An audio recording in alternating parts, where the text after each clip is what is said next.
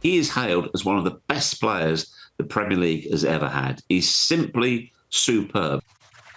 So 6-3, the final score. Liverpool against Tottenham today from London. And for more reaction to the match, here he is, our friend Geoff Shreeves, join us.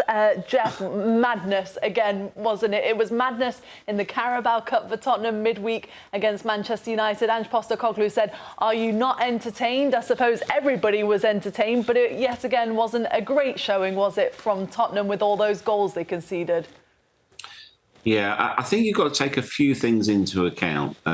First of all, Liverpool were absolutely exceptional. I mean, they were a Rolls Royce. They just went through the gears. They were so silky. I mean, at 5-1, I think Tottenham have got to be grateful that Liverpool took their foot off the gas, because that they could have absolutely run riot, as if 6-3 isn't running riot, but they really could have piled on the misery. But they're just so smooth. They don't even seem aggressive in their play. And the other thing I noticed about them, well, not just today, but they've got so many match winners. They've got so many different players who create different angles. I mean, Diaz and Salah were just exceptional today. They were absolutely superb. So Liverpool were very, very good.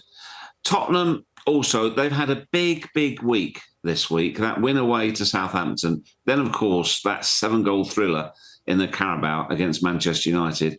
And it's not an excuse, but it's a fact. You know, they are so short right now. They've got so many injuries.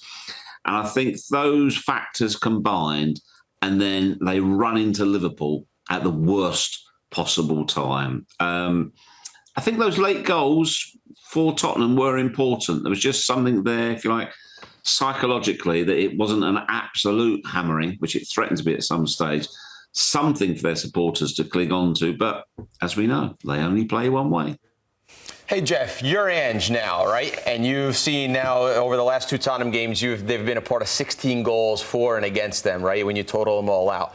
You're Ange, you're in the changing room. You've got to be looking at this and saying, look, we're not going to change the way we play, but you've got to be looking at it and saying, maybe we attack with one less guy, or maybe when the left back goes, the right back stays, or I'm not sure. Maybe we pick up the point of pressure somewhere. What would you do if you were Ange? I'd worry for a start. That'd be the first thing I did. But Grella, he's not for changing, is it?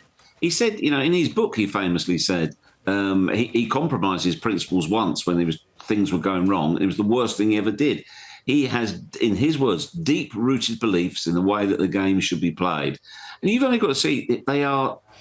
I mean, Liverpool are exceptional on the break, and Tottenham are very easy to break on because they play with such a high line.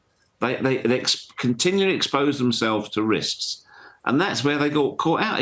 He isn't, you know, you're 100% right to ask this question, but I'm telling you now, he is not going to change. You either like it or you don't, and it either works or it doesn't. He's not changing anything whatsoever.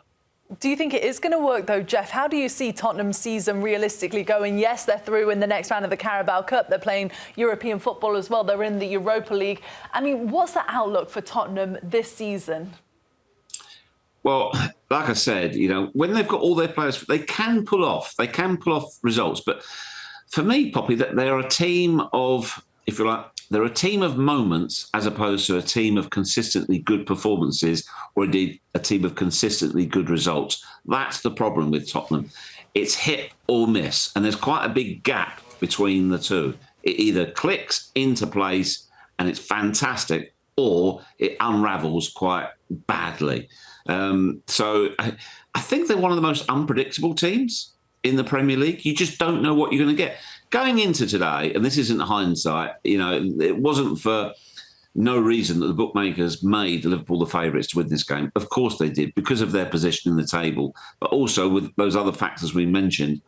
But it wouldn't have been impossible, not by any stretch of the imagination, for Tottenham to have pulled it out of the bag and pulled off something special, because they are so, it's not gung-ho, they have a go. You know, that is his philosophy. That's the way he wants to see the game played.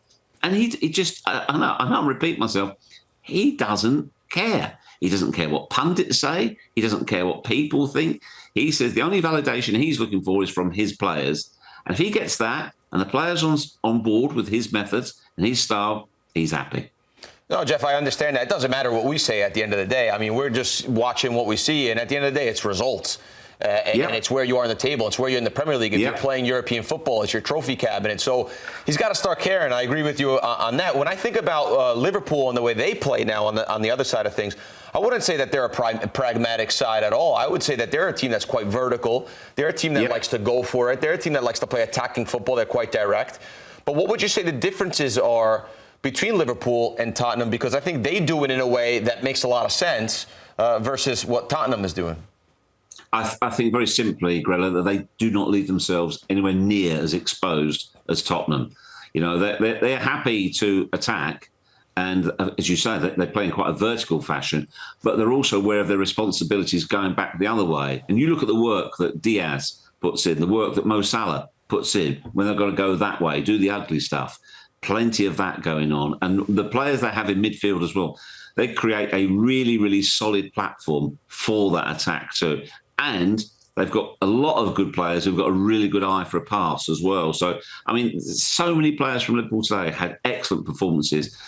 I've got to say, it was a thing of beauty. I mean, Trent Alexander-Arnold's ball for the first goal, people are talking Beckham-esque, his technique. He's being compared to David Beckham with the way he whips in across like that. He can literally put it, look up, see a player, and he will put it right on their head with the correct pace, spin. His delivery is absolutely superb. You know, they've got a lot in their armoury, Liverpool. So they are, you know, they are a really, really good team. But they're also pragmatic as well. It's not by any coincidence that any game which they've been leading, they have not lost. They don't let leads go. Tottenham, on the other hand, are the very opposite of that. They were complete opposites today, the way they approached the game in so many fashions, these two. And Liverpool, they've got so many players, Geoff, haven't they, on fantastic form. Let's talk about Mo Salah for a second. 2 goals today. He had a couple of assists as well, didn't he? This is a look at his season comparison.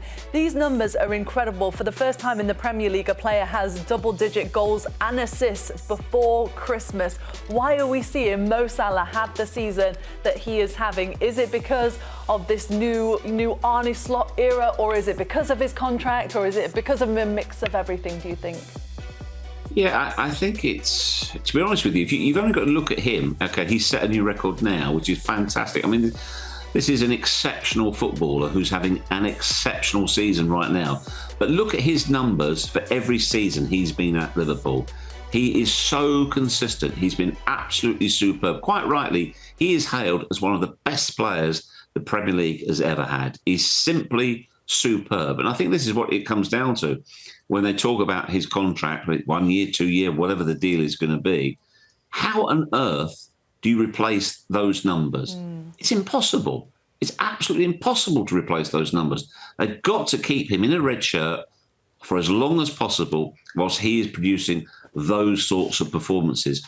And his appetite shows no sign of waning whatsoever. I mean, we've seen how fit he is. He's so he looks after himself so incredibly well. But let's be honest as well, he could easily have had double what he got today. He could easily have walked away with a match ball. He could easily have got 4 goals. At times, he's unplayable. He's unstoppable. Yeah, Geoff, I mean, you talk about replacing his numbers and what he does, but even from a financial perspective, if you've had to bring someone in that was a proven and maybe a younger version of him, how much would that cost them in salary and acquisition costs and everything else? So, Geoff, my question to you, though, is Liverpool going to win this whole thing? Going into Christmas, they've got a huge lead. What does it look like to you? Is it theirs to lose? Yeah. We're not quite in that territory yet. Not quite, because plenty of teams have been top at Christmas and not won the title. Bigger gaps have been made up than this as well, but they've put themselves in a great position, haven't they? And they just, Grella, for me, I think what is so impressive is the way they've done it. They've done it with minimum fuss. They're not shouting from the rooftops. They play in an attractive yet efficient fashion as well. You know, Funny enough, recently that they've given up more goals of late than they had done in the first part of the season. So Arne Slot may well look at that a little. But whilst they're scoring so freely at the other end of the pitch, then it's not going to be of too much concern. But they've given themselves a great chance. I mean, this is a really, really important period for the Premier League. Christmas, the games come thick and fast. That lead could disappear over the Christmas period. Equally, it could be made much wider. Look at the rest of the games today. Chelsea blew their chance to go top, didn't they? They didn't take that chance as well. So dropping Manchester City, I have no words. It is inexplicable. I've not got a clue what has happened there. We've never seen anything like it. Arsenal are trying to claw their way back to their best, but they've got problems. We don't know what's happened with Bukayo Saka after his injury at Crystal Palace yesterday. So right now, Liverpool are sitting pretty, and deservedly so. They sure are. Rock and roll football, isn't it, from the Reds, as you like to say. Good stuff, Geoff. Thanks so much. Safe travels out here. We're looking forward to seeing you on Boxing Day for the big Golazo show, EFL edition. I'm looking forward to myself. See you, folks. See you, Geoff. Bye. Cheers.